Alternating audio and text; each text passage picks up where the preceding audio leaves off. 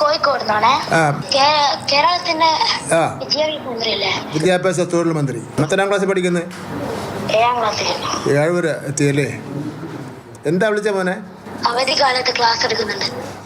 ആരാ എടുക്കുന്നത്? ആരാ ക്ലാസ്? ഏതൊക്കെ ക്ലാസ് എടുക്കുന്നത്? കുറച്ച് സമയം എടുക്കുന്നുള്ളു. മോന് കൊടുക്ക്. സ്കൂൾ എന്റെ പേര് പറയരുതേ. സ്കൂളിൽ മോൻ്റെ പേര് പറയുന്ന പ്രശ്നമേ ഇല്ല കേട്ടോ. പക്ഷേ കളിയോടൊപ്പം തന്നെ പഠിത്തം വേണം കേട്ടോ. പഠിക്കുന്നുണ്ടോ നീ?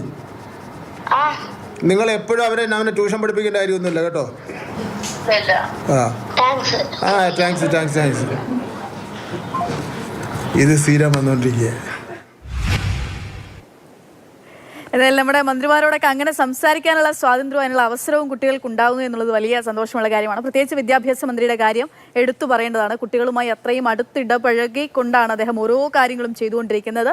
സോഷ്യൽ മീഡിയയുടെ കാലഘട്ടത്ത് അതിലൂടെ തന്നെ ആ കാര്യങ്ങളൊക്കെ പ്രചരിക്കുകയും നമ്മളിലേക്കൊക്കെ എത്തുകയും ചെയ്യുന്നുണ്ട്. അടുത്ത ആളുകൾക്കും അദ്ദേഹത്തെ സമീപിക്കാനുള്ള ഒരു അവസരമാവുകയും ചെയ്തു.